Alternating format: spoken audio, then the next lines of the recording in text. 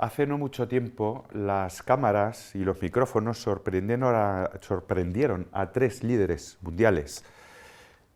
Xi Jinping, presidente de China, Vladimir Putin, a quien creo que no hay que presentar, y Kim Jong-un, que creo que tampoco necesita presentación, presidente de Corea del Norte, en un encuentro que tuvieron en ambos de sus respectivos países. Les sorprendieron hablando tranquilamente en un paseo acerca de un tema que no tenía nada que ver con los ejercicios de poder que dominan la actualidad geopolítica. Estaban hablando de la inmortalidad, quizá porque se podían permitir hacerlo, porque su posición privilegiada tal vez les permite poder acceder con más facilidad que el resto de los mortales a tecnologías que existen hoy día de biología molecular, que nos están prometiendo un alargamiento de nuestra vida mortal quizá de modo indefinido. ¿Cómo no aspirar a ese eterno sueño que la humanidad ha tenido desde siempre de ser inmortales? ¿Y por qué nos empeñamos en torcer el brazo a la naturaleza? ¿Por qué queremos ir más allá de los límites que nos ha impuesto la misma naturaleza? ¿Es que la realidad no es suficiente para que podamos desarrollar en ella nuestra vida? Son cuestiones que hoy día adquieren una dimensión como nunca en la historia, porque nunca habíamos tenido los medios como hoy. Bienvenidos a un nuevo capítulo de esta aventura del saber. Esto es Pensar hoy para salir de la caverna. Arrancamos.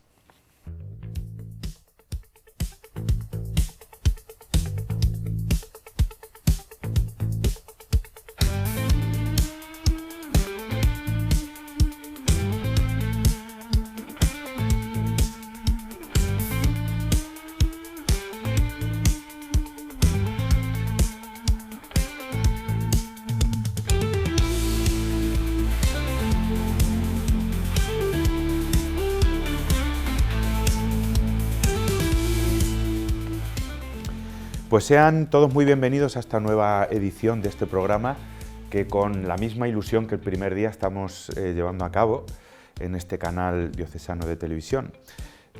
Hoy tenemos contertulios casi del todo nuevos, porque hay alguien que repite y no será la última vez.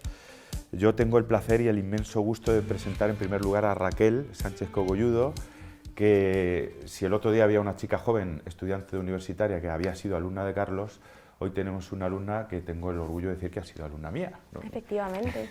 Bienvenida Raquel, estudiante de periodismo en la Universidad Carlos III de Getafe. Sí, Bien. Bueno, periodismo y humanidades, que son bueno, importantes. claro, estás haciendo un doble grado, que sí, sí. Bueno, ya nos contarás por qué esas dos y no periodismo y otra cosa, porque los dobles grados a veces parecen un juego de naipes, a ver cuál elijo. Bueno, pues bienvenida. Tenemos a Carlos Jariot, que no hace falta volver a presentar, pero profesor de filosofía y muchas más cosas, ¿no? Bienvenido de nuevo, Carlos. Muchas gracias. Muchas gracias por venir. Muchas gracias a vosotros. Y tenemos con nosotros también, novedad, a Pablo de la Cruz, que, corrígeme si me equivoco, porque ayer lo puse mal cuando te envié el mensaje, terminó hace no mucho medicina y es médico de medicina general y de dermatología. Yo le había mandado a pediatría, pero es de dermatología. Y luego con mucha inquietud de muchos proyectos, ¿no? Que andas por ahí en Madrid. En Madrid, sí.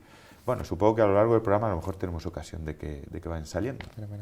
Hoy no va a entrar nadie en videoconferencia como el otro día. Enrique creo que repetirá alguna otra vez. Y esperamos poder contar también con invitados de allende las fronteras de Toledo, que es importante abrir las fronteras hacia afuera, ¿no? Hoy el tema que nos trae aquí, el título, la entradilla que he hecho, yo creo que lo he dejado un poco como el torero, el capote, para que entre, que es no la inmortalidad. La inmortalidad es uno de los ejemplos de lo que parece ser nuestra condición humana, la condena de querer lo imposible. Nosotros somos conscientes, creo que somos el único bicho en la Tierra consciente, de que hay realidades que son imposibles y sin embargo las queremos. El resto de seres vivos viven lo que les toca vivir y no se hacen mayor problema. Lo viven, mueren y punto. Sus problemas tienen que ver pues básicamente con las necesidades primarias y poco más. Sin embargo, nosotros no nos conformamos. Queremos ir más allá, abolir los límites y torcerle el brazo a la realidad que nos impone límites. Entonces es un poco sobre lo que queremos reflexionar, porque esto a veces nos lleva a hacer cosas maravillosas porque vamos conquistando cosas que antes eran impensables, pero a veces hacemos auténticas barbaridades, ¿no? Y nos podemos convertir en el ser más estúpido del planeta. Entonces esa ambivalencia que tenemos es la que queremos traer hoy en este programa. Entonces, para abrir, como otras veces hemos hecho, tenemos un vídeo que han grabado los alumnos, bueno, en este caso 2 solamente, del Instituto de Educación Secundaria Princesa Galiana, del que yo soy profesor. Y tiene un bachillerato de artes escénicas que brinda la ocasión de llevar a escena pequeñas secuencias. Y en este caso hemos traído un breve diálogo entre el emperador Calígula, que va a ser una emperadora traída a la actualidad, ya lo verán ustedes, ¿no? Es un poco la caracterización que tal vez le vaya bien a Calígula, no digo que no. Y uno de su séquito, cuyo nombre no recuerdo, pero en el vídeo va a salir. Un diálogo que no voy a decir más. Lo mejor es que lo oigan y a partir de ahí arrancamos ya con nuestra tertulia. Buenos días, Cayo. Buenos días, Helicón. Pareces fatigado. He caminado mucho. Sí. Tu ausencia duró largo tiempo. Era difícil de encontrar. ¿Qué cosa? Lo que yo quería. ¿Qué querías? La luna. ¿Qué? Sí, quería la luna. ¿Y para qué? Bueno, es una de las cosas que no tengo. Bueno, pero ya la tienes. No. No pude encontrarla. Qué fastidio. Sí. Por eso estoy cansado. Helicón, ¿crees que estoy loco? Bien sabes que yo no pienso. Sí, pero no estoy loco. Es más, nunca he sido tan razonable. Simplemente sentí en mí de pronto una necesidad de lo imposible. Las cosas, tal y como están, no me parecen satisfactorias. Es una opinión bastante corriente. Lo es. Pero antes no lo sabía, ahora lo sé. Este mundo, tal y como está, no es soportable. Por eso necesito la luna, la dicha, la inmortalidad, algo descabellado quizá, pero que no sea de este mundo. Es un razonamiento bastante lógico, pero por lo general es imposible llevarlo hasta el final. Viendo este vídeo me acabo de dar cuenta que he dicho emperadora y debería haber dicho emperatriz, ¿verdad? Bien, emperatriz Calígula. Esto pertenece a una obra de teatro escrita por el Premio Nobel de Literatura y filósofo Albert Camus, que llevó al teatro a esta figura polémica, ¿no?, del Imperio Romano y le dio todas las características de la filosofía existencialista, que viene a ponernos ante los ojos este choque irremediable entre lo que nosotros querríamos en el fondo y lo que la realidad nos ofrece. ¿Tú qué crees, Pablo? Estamos condenados a querer lo imposible. Esto no hay quien lo entienda. A ver, yo un poco desde mi punto de vista, y siempre en mis aventuras, por ejemplo, en Madrid, siempre que intento pues hablar con la gente, no, por ejemplo, evangelizar, siempre les confronto un poco con una realidad que todos, independientemente de que creamos o no, tenemos, y es que vivimos en un mundo que no es como nos gustaría que fuera. Todos tenemos la experiencia de que la vida no es como nos gustaría que fuera. La gente, nuestros seres queridos mueren, todo lo que queremos no podemos conseguirlo, nos gustaría permanecer siempre jóvenes, ¿no? Y bueno, para eso hay, pues eso, a lo largo de la tradición, ¿no?, de la filosofía hay distintas respuestas, ¿no? Pero creo que eso es lo más importante hasta esta pregunta, ¿no? Ser conscientes de que efectivamente vivimos en un mundo caído, que no es como nos gustaría, pero que sí que tenemos como un eco que nos dice que debería ser de otra forma, ¿no? ¿Y cómo sabemos cómo debería ser? Es verdad que nadie se conforma con lo que hay, querría otra cosa, pero ¿qué cosa? ¿Qué cosa? ¿Qué pensáis? ¿Estaríais dispuestos a alargar vuestra vida 500 años, Carlos? ¿Tú qué? No tengo ninguna intención ni lo deseo, vamos. No, tú no eres Kim Jong-un deseando perpetuarte no solo en el poder, sino en... No. Yo creo además que sí que somos inmortales. O sea, lo somos, de hecho. Somos inmortales. ¿Y por eso lo deseamos? No, somos inmortales en el sentido de que nuestra alma es inmortal. Entonces hay que partir quizá de algunos principios. Si nosotros creemos y por nosotros entendemos la persona, es decir, este compuesto de cuerpo y alma que vive en estas dimensiones espaciotemporales, ciertamente somos mortales. Pero claro, y desde una visión puramente materialista, entiendo lógico el hecho de que haya personas que deseen perpetuarse. Pero quienes tenemos una visión, diríamos, no materialista, y sabemos muy bien que el cuerpo pues, no deja de ser una especie de carcasa perecedera y caduca, sabemos muy bien que nuestra esencia, diríamos nuestro núcleo de luz, no está en nuestro cuerpo, sino que está en el alma. Y esa alma sí es inmortal. Entonces, en función, diríamos, de el marco teórico, filosófico, religioso de las personas, pues deseamos una cosa u otra, o conocemos muy bien en qué consiste la realidad y lo que deseamos se ajusta a lo que la realidad nos puede ofrecer. ¿Y tú crees que somos inmortales, Raquel? Es que te veo dudando. O sea, que Sí, muy interesante, porque hablabas de filosofía y hablas de religión y al final todos esos son conceptos, podríamos llamar metafísicos, ¿no? Deseos para ti del alma, ¿no? Para mí existe dos tipos de imposibles, por así decir. El imposible no material, como has dicho tú, que serían todo eso, todo el deseo de absoluto, de Dios, incluso el amor.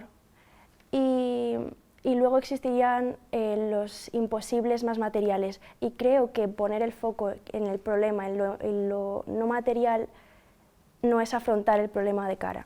Porque lo que nos lleva al debate ahora es que el problema está en nuestro día a día, que deseamos dos cosas materiales que no podemos tener. ¿Por qué ocurre eso? ¿Pero por qué las llamamos imposible? ¿Eso puede caer dentro de lo posible? ¿O? Yo creo que es simplemente por la necesidad de marcarse un límite, un horizonte al que batir, porque es que el propio hecho de querer ya implica cierta voluntariedad a activarse, ¿no? Querer para mí significa, o si vamos a la definición o de dónde viene la palabra, que es del latín, querer significa buscar, pedir. Entonces, cuando tú dices que quieres algo, ya estás activándote para conseguirlo. Si nos marcamos un imposible que queremos vencer, estamos activándonos para vencerlo y llegar a ese imposible. Entonces es como una especie de motor, pero no es un imposible real. El anuncio de Nike dice impossible is nothing. Impossible is ¿no? nothing. Entonces, ¿qué quiere decir eso? Nothing is nothing. ¿Podemos querer más allá de lo que podemos? O sea, porque yo, a ver si te entiendo. Hace un siglo, bueno, ya Leonardo da Vinci imaginó que podíamos volar. Bueno, pero siempre hemos querido volar. Imposible. Ya volamos. Pero bueno, no somos nosotros los que volamos, son los cacharros que inventamos los que vuelan. Pero de alguna manera vamos haciendo posible lo que parecía imposible. ¿A eso te refieres? Sí. Pero claro, no es un imposible absoluto, sino dentro de lo, no sé, un imposible dentro de lo posible. Es que para mí la palabra imposible ahí no tiene sentido. Es que se desdibuja, se borra completamente O sea, el que es una significado. manera poética de hablar. Sí, Impossible is nothing es decir, bueno, imposible dentro de lo posible, ¿no? imposible sería solo aquello de lo que ha empezado hablando Carlos, ¿no? Aquello que de verdad nunca vamos a poder conseguir. Y sin embargo lo queremos. Y sin embargo lo queremos. Por ejemplo, la inmortalidad. Y lo queremos. O sea, lo queremos hacer posible. ¿No podemos hacer una barbaridad intentando hacer posible lo imposible? Pero es que hay, por así decirlo, como dos tipos de imposibles. Los imposibles que son absolutos, porque la lógica en sí nos dice que es imposible.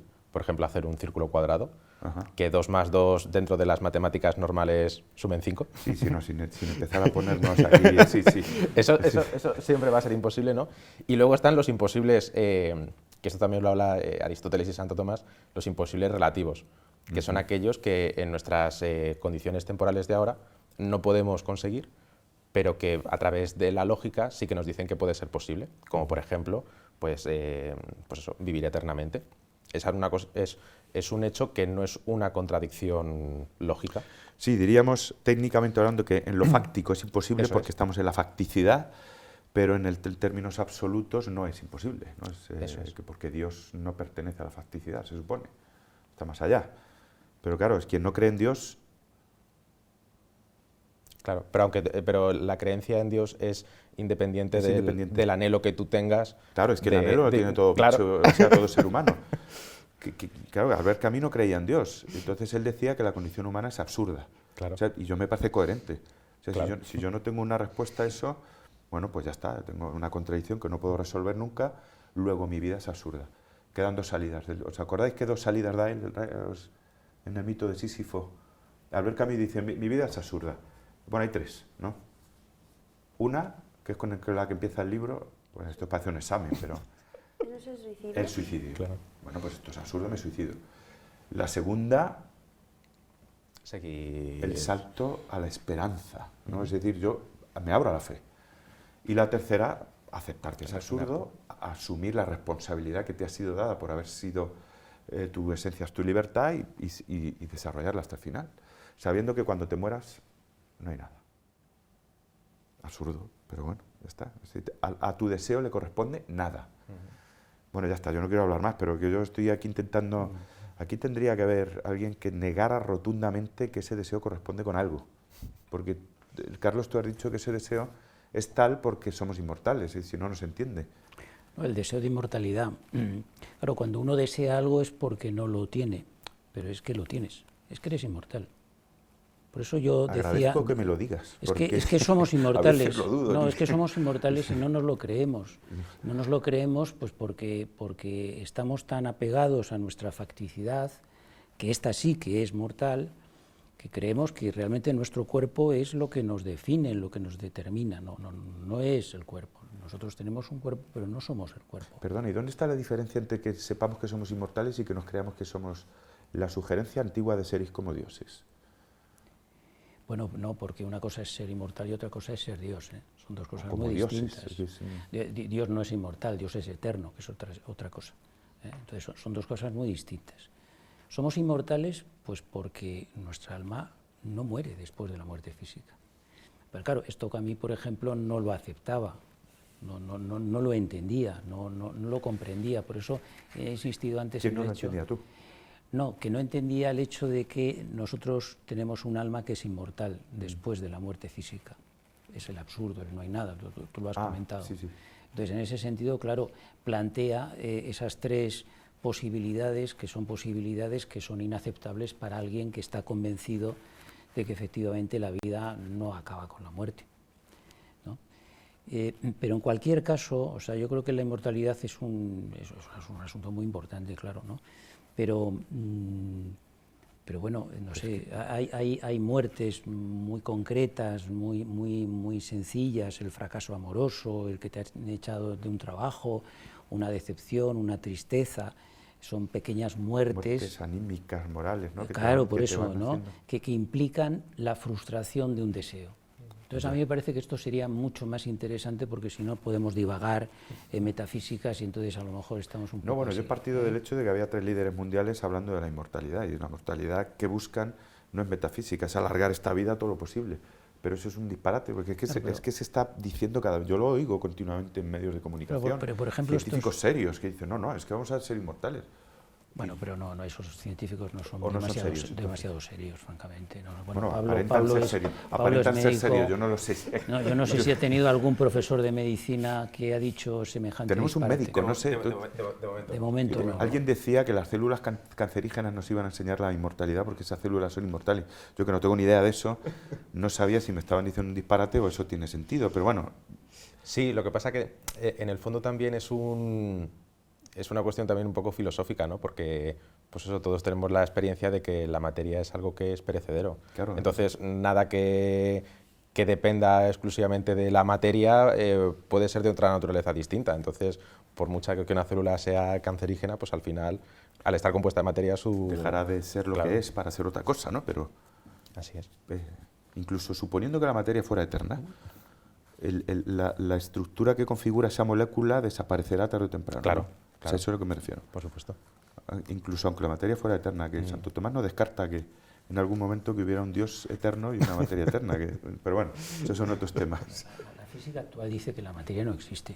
Claro. Es decir, que la materia sí, es energía vibratoria. Entonces, este tipo de dilemas, que están muy bien en las facultades de filosofía, realmente deben ser muy remozados y muy cambiados a la luz de la mecánica cuántica. Sí. O sea, es que no existe la materia, aunque parezca sorprendente, pero no existe. Es energía vibratoria con una vibración muy determinada, baja. No se fíen de lo que oyen porque lo que están oyendo no es verdad, no existimos. Sí, bueno, esto es una rayadura que en clase esto cuando se lo planteo hay mucha... ¿Qué dices? Pero el hecho también de que de la expresión a veces de la materia como una probabilidad, también abre precisamente la puerta a que esos deseos que tenemos, como la inmortalidad, como que mi cuerpo, como que mi espíritu no esté gobernado por mi cuerpo, sino al revés, el hecho, por ejemplo, como dicen los evangelios, de poder moverse a través del tiempo, del espacio, de estar en varios sitios a la vez, incluso la propia física actual nos dice Lo que eso hace es posible. posible. Sí, sí, totalmente. Sí, no, que hay cosas que podíamos entender hasta hace poco que eran Claro. transgresiones de las leyes naturales, en realidad, bueno, ser transposiciones, pero no transgresiones, ¿no? Yo tengo una pregunta para Carlos, para terminar de entenderte bien. Porque, ¿cómo es compatible que seamos inmortales, pero que aún así el deseo de imposible esté ahí? Y habláis del deseo a veces como si fuera como cuando deseas una chuchería, como si fuera lo mismo. ¿Cómo entra lo imposible en la inmortalidad que hablas tú? O sea, nosotros podemos tener el deseo de inmortalidad porque creemos que somos mortales. Entonces, lo que yo digo, vamos, no Perdona, solamente Carlos, yo. por eso no lo creemos, lo somos. Es decir, que la evidencia de la mortalidad biológica está ahí. Claro, el problema claro, es que no vayamos más allá. Pero Claro, ahí está. Entonces, aquellas personas como Camus, por ejemplo, y tantos otros, que desean la inmortalidad y que hacen auténticas barbaridades, incluso, y piensan en Dorian Gray. Dorian, por ejemplo, ¿no? Y tantos otros, ¿no? La literatura está llena de ejemplos. Bien, pues es porque realmente no saben lo que realmente ellos son. Tú no puedes desear algo que tú tienes, podrás desear mantenerlo, pero el deseo implica una carencia. Y esa carencia no existe en el caso de la inmortalidad. Lo que sí existe, evidentemente, es un cuerpo mortal. Lo que realmente tú quieres es que tu cuerpo no muera. Esto es lo que realmente... Pero eso no es posible. Pero claro, tú lo quieres porque tú crees que tú eres tu cuerpo. Pero si dejamos de lado esa carencia o esa necesidad de que nuestro cuerpo no sea finito, ¿dónde entran? O sea, no hay más imposibles, solo es el imposible que rige nuestro mundo. No, hay muchos más. Todos por tenemos supuesto que sí. necesidad, por eso, por ejemplo, en nuestra sociedad anhela una vida sin sufrimiento. Claro, sufrimiento, Totalmente, la enfermedad, la justicia, que no haya... la carencia, el dinero... ¿Pero eso es imposible? ¿Esos son imposibles la salud, el política? A mí me da que sí, ¿eh? En fin, a ver, lanzo aquí otra... Vamos a hacer una cosa, si os parece. Voy a lanzar otra espita, en forma de pregunta para que entréis. Y antes de responder nos vamos a ir a la calle, para ver qué opinan algunos por ahí. Debo decir que estas entrevistas que se hacen en la calle las hace Raquel. Ella no sale porque pone el micrófono y pregunta, pero la gente que responde a Raquel, ¿no? A la pregunta que hace. Así que, bueno, pues ya de aquí las gracias por tus entrevistas. Lanzo el hecho de que cuando se ha intentado realizar el deseo de algo que se sabe que es imposible, forzándolo en este mundo, pueden haber surgido experiencias muy traumáticas a nivel histórico, como totalitarismos, ¿no?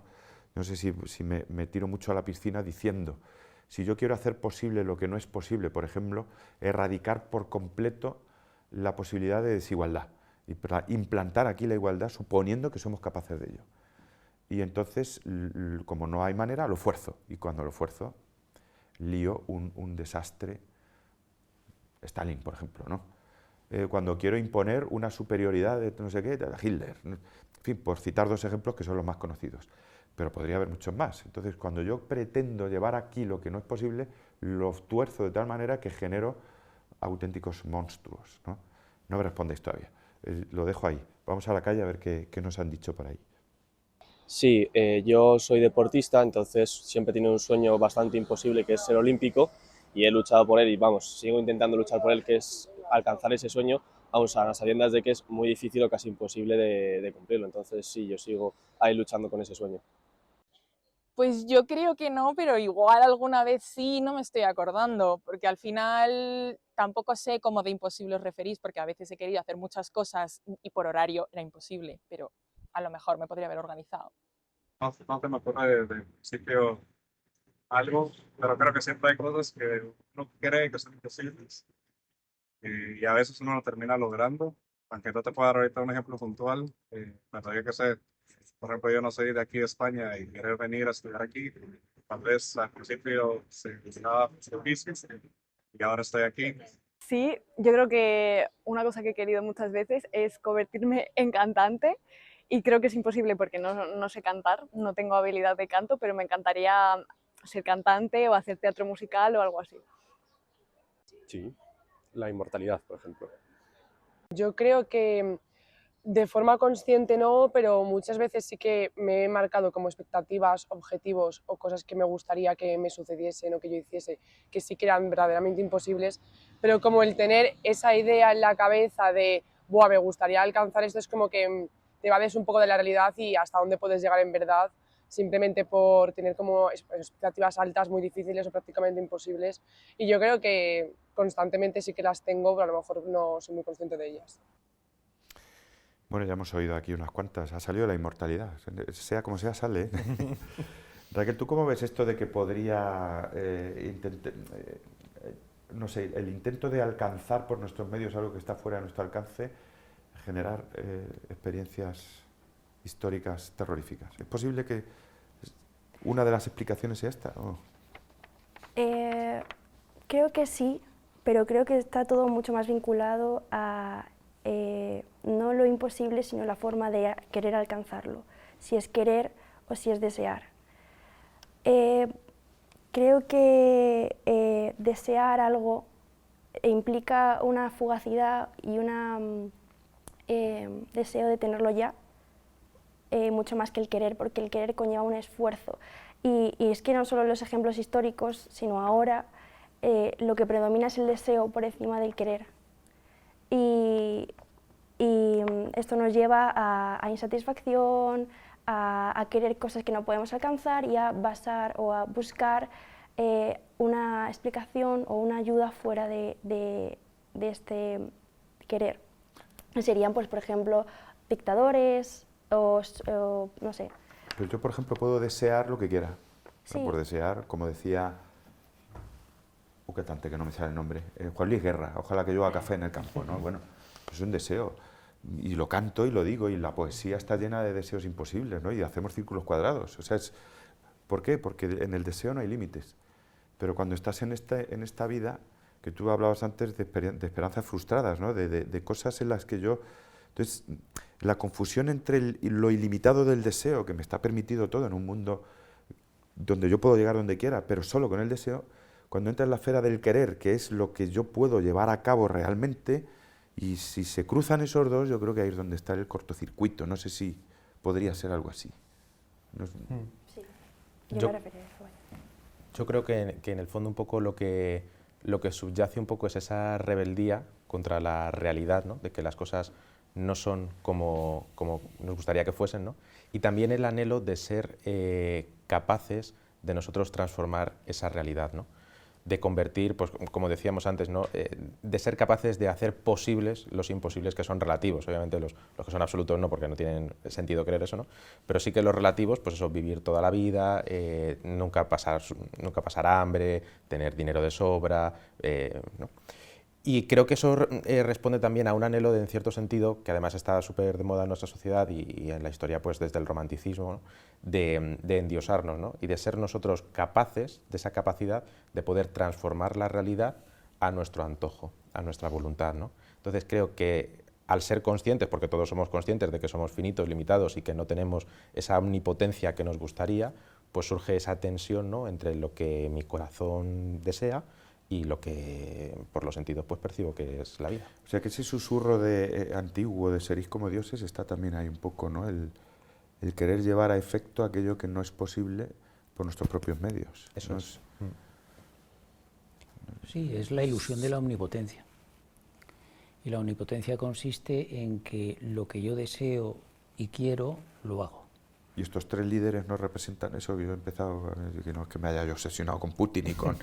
pero, en fin, que si precisamente estos que alardean del gran poder que tienen, están hablando precisamente de eso. Yo lo primero que pensé es ese susurro de seréis como dioses. Digo, aquí tenéis a los diosecillos de nuestro tiempo jugando con la inmortalidad.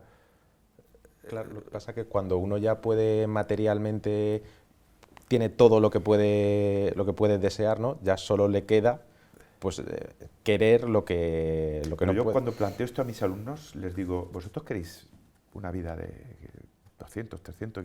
En general todos dicen, ¡no! Y son jóvenes de 17, 18 años. Digo, oye, no tendrían que querer vivir 500 y 1000 años, ¿y por qué no lo quieren? A ver, no hay ninguno aquí, pero tú eres la más cercana aquí en edad, ¿tú lo quieres?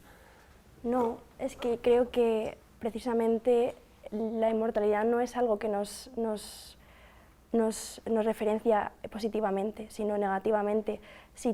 La mortalidad es que no tienes límites alguno, no hay límite, entonces si no hay límites, no hay imposibles ni deseo de alcanzarlos. Es cierto que caes, con esta filosofía caes en el desear muchísimas cosas y endiosarte a ti mismo, es cierto, pero si destruyes los límites, que destruir la inmortalidad es destruir un límite, no tiene sentido.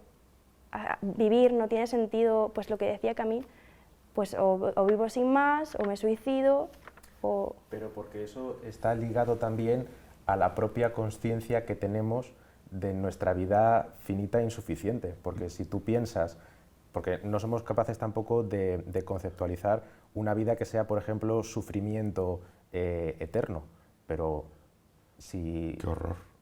Sí, claro, sí. Pero eso es muy curioso porque está muy dentro de nosotros, como nuestra mente es capaz de conceptualizar eso, Sí. pero eso es algo que es ¿Alguien que quisiera posible. eso? ¿Positivamente puede alguien querer un sufrimiento eterno? No, la ausencia eterna de sufrimiento. Ah, bueno. Sí. No, pero por la contrapartida sería un sufrimiento eterno, que no creo que nadie lo quiera, vamos. Pero, bueno, ya eso sería irnos... Seguid, es que iba a decir algo y se me ha ido, pero ahora vuelve. Claro, pero que en el fondo que son categorías mentales que están tan dentro de nosotros que nos cuesta pensar de otra forma. Pero que, o sea, que por ejemplo, que el simple hecho de la inmortalidad, todo el mundo nos gustaría vivir una vida eterna en la que continuamente estuviésemos gozando. Ahí es la clave, claro, porque y que además, dices, yo no quiero vivir claro, bien. Claro, que eso lo decía Ortega y Gasset, aquí Claro. no somos los seres que nos conformamos con sobrevivir. Claro, y que además no tuviésemos la experiencia que tenemos en esta vida de que uno, cuanto más goza, al final también comienza a experimentar menos placer con el mismo goce. Y entonces viene el tedio. Entonces Eso es. uno se imagina el cielo como un lugar aburridísimo. Claro. Y dices, ¿esto qué es? Claro. Algo no hacemos bien, no lo sé. Pero porque son categorías mentales que han calado tan dentro de nosotros que no somos capaces de salirnos de ella para pensarnos que, bueno, que hay otra realidad que es por lo menos posible. Sí, hay otra cosa que has dicho, que es la conciencia de. No, si no tuviéramos la conciencia de, no tendríamos este problema. Y algunos dicen maldita conciencia, ¿no? Es decir, a ver si la puedo erradicar, que es un poco lo del primer programa. Me quedo en la caverna. Claro. No, para esto prefiero no pensar, porque si pensar me va a llevar a esto, pero es que no lo puedes evitar. Porque Albert Camus dice, es que da igual que no quieras pensar, ya estás condenado a hacerlo. Claro. Creo, vamos, no lo sé, si alguien se chute alguna sustancia que le anule esta y se acabó, ya no pienso más, pero... Sí. Yo creo que, bueno, el miedo a la muerte es el miedo por excelencia, ¿no? Pero el miedo al sufrimiento, el miedo al dolor... en vida, claro. Claro, el miedo a que no nos salgan las cosas como nos gustaría, el miedo al fracaso... entonces, claro, este miedo ¿a qué responde? Pues responde a que nuestro deseo pueda verse frustrado, ¿no?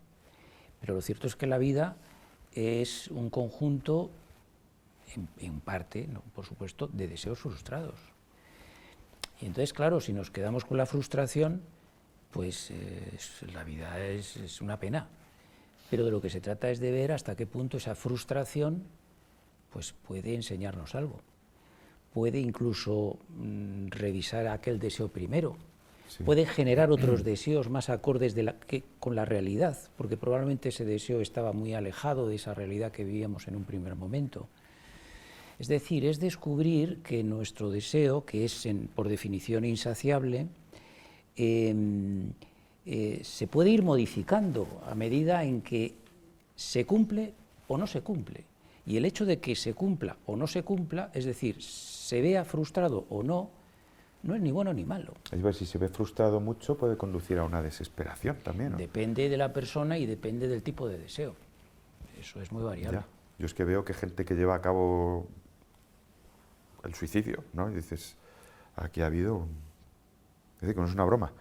Claro, Pablo, que es médico, pues supongo ya que habrá tenido experiencias de suicidio, no de suicidio, pero sí de personas que pues tienen una enfermedad grave o que viven su enfermedad, aunque no sea muy grave, viven su enfermedad de forma muy trágica. Y otros, en esa misma circunstancia, la viven de una manera muy diferente. Y todos desean, evidentemente, estar sanos. Pues ojalá todos la pudiéramos vivir, ojalá, eso es un deseo, ¿no?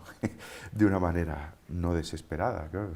De hecho, ¿Cuál es la diferencia? Perdona, sí, para poder vivirla de una manera o de otra, tú desde la experiencia que... Yo desde mi escasa experiencia, pues darle un sentido a todas esas frustraciones y sufrimientos que tenemos en la vida. Si uno no tiene, pues eso, una visión de sentido, de propósito a todo lo que nos pasa, al final es un sufrimiento que está ahogado, y pasa como con el mito de Sísifo de Camus.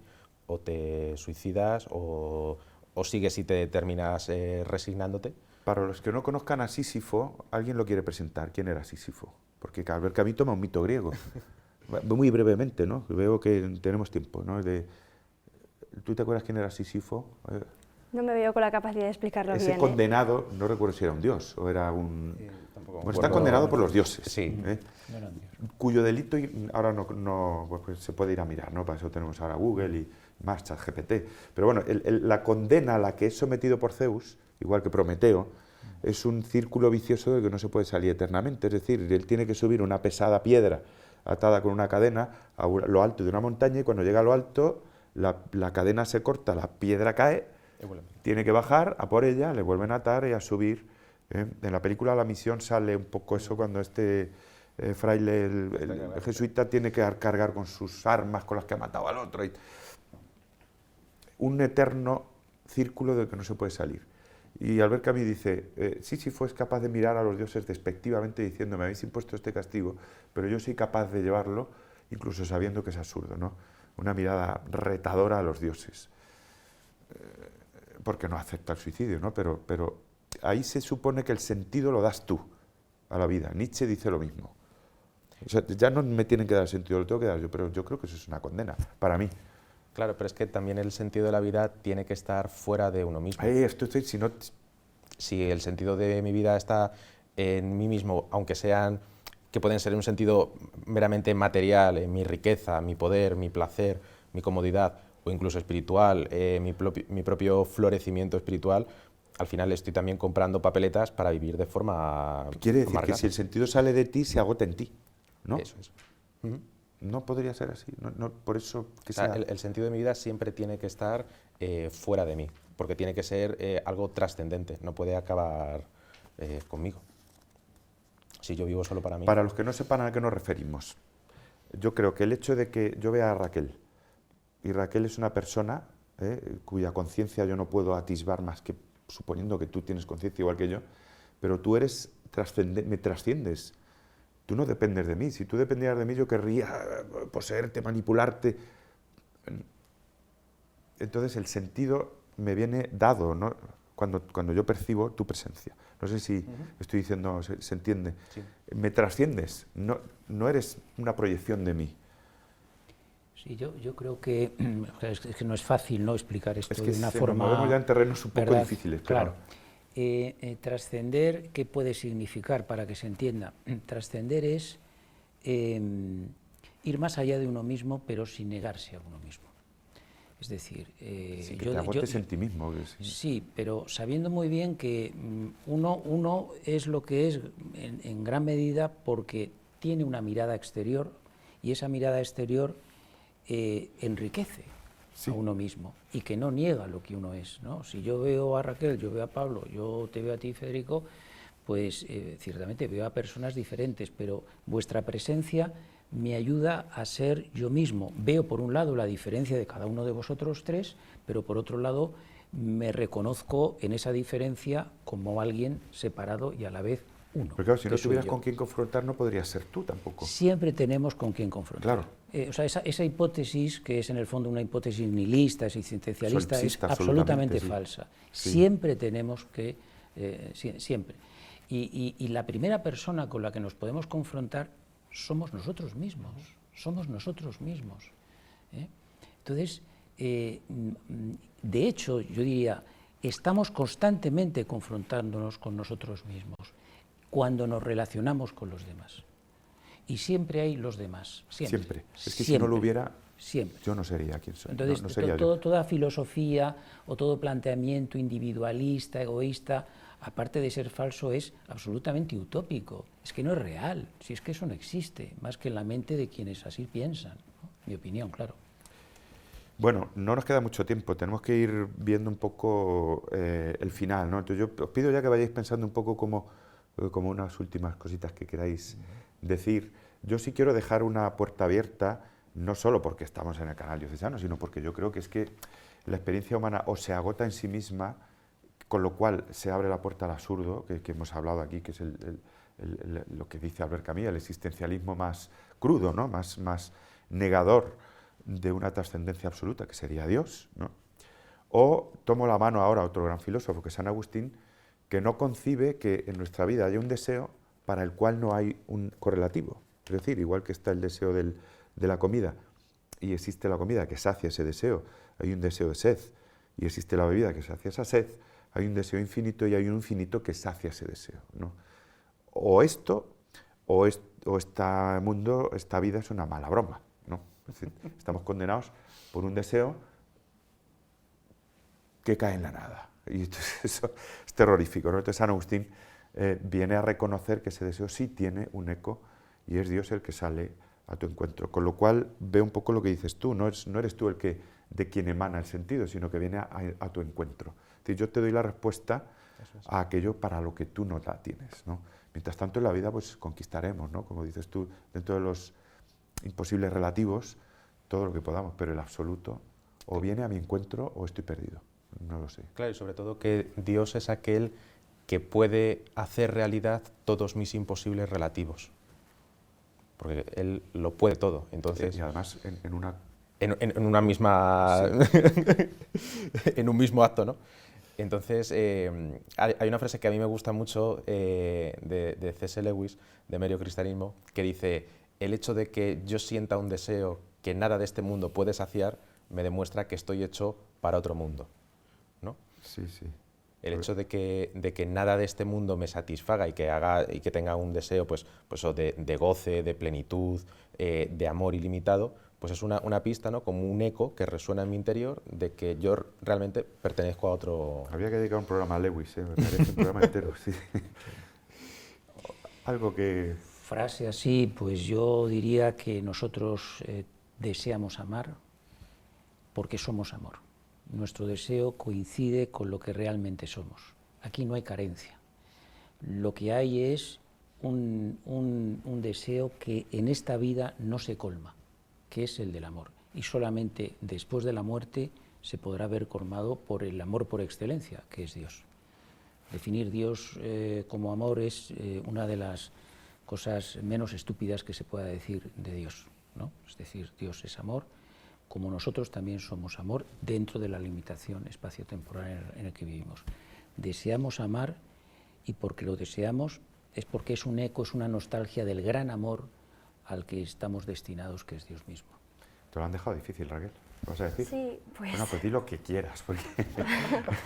Pues un mensaje un poco más diferente, que sea que hay que renombrar lo imposible y asumir que imposible es aquello que no podemos alcanzar realmente, aquellas ideas como Dios, amor, y que hay que preocuparse por entender por qué las cosas que sí podemos alcanzar o que deseamos mal, como has explicado tú, las seguimos queriendo, porque estamos preguntándonos todo el rato por lo imposible tan lejos de nosotros y no lo estamos aplicando a la vida real.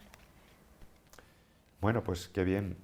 No podemos acabar el programa sin hacer alguna recomendación de libros. Siempre nos gusta recomendar que lean, porque es una sana costumbre que bueno, dicen que peligra, pero yo creo que la gente sigue leyendo, no sé, hay que animar a que se siga leyendo, ¿no? Entonces, yo tengo 3 propuestas, las voy a hacer rapidito, porque 2 de ellas han salido hasta la saciedad en este programa. Una es la obra de teatro Calígula, de Albert Camus, que creo que podrán ver en pantalla, ahí lo tienen, está en Alianza Editorial. Del mismo autor, Albert Camus, tienen el mito de Sísifo, que es la reflexión en forma de ensayo sobre estos problemas, ¿no? Es un libro duro, ¿eh? Yo aconsejo la lectura, pero a partir de cierta edad, porque no se anda con bromas. Y me parece un ejercicio de coherencia maravilloso, al ver que a mí, cuando escribió este libro, tenía un ateísmo bastante fuerte, y es coherente con ese ateísmo, ¿no? Y por último, es un libro para mí recién descubierto de un filósofo actual, no sé si lo voy a pronunciar bien porque es holandés, se llama Rob Riemen o algo así, y se titula El arte de ser humanos, creo, como va a salir en pantalla, El arte de ser humanos, eso es. Es una preciosidad de libro, son 4 estudios sobre lo que nos aleja de esta humanidad y entran muchos de estos problemas que hemos hablado hoy y que nos puede ayudar a volver a recuperar lo más esencial de nuestra humanidad. No sé si tu libro... Bueno, hablaba de un libro yo antes del programa que es ni más ni menos que el libro el poemario de Luis Cernuda, sí. de Luis Cernuda, La realidad y el deseo. Este es un volumen, bueno, uno de los mejores libros de poesía que se ha escrito en toda la historia de la literatura española. Luis Cernuda, el propio Luis Cernuda, dio nombre a todo su poemario y refleja la tensión que él vivió como ser humano, como poeta y como hombre, vamos, como ser humano, entre su deseo y la realidad. Un conflicto muy importante que él vivió y que él transmitió literariamente. Bueno, pues no creo que les dé tiempo a leer todo esto de aquí al próximo programa, ni tampoco es la tarea, ¿no? Pero sí es una recomendación. Dicen por ahí que el purgatorio va a consistir en leer todo lo que no hemos leído en esta vida, ¿no? Entonces, bueno, pues a mí no me importaría estar mucho tiempo si es eso, ¿no? Pero el próximo programa, que será dentro de una semana, vamos a hablar de la libertad, ¿eh? Si somos libres como creemos, si cuando tomamos decisiones es una ilusión de nuestro cerebro, realmente decidimos. Y es un tema que es muy interesante y muy importante porque está en juego nada menos que uno de los grandes temas de nuestra vida, que es si somos libres o no. Gracias por acompañarnos, les esperamos la semana que viene. Repito mi deseo de saludos especiales a los enfermos que hay en cada casa, mucho ánimo para su día a día y que la fuerza de Dios les acompañe. Hasta pronto.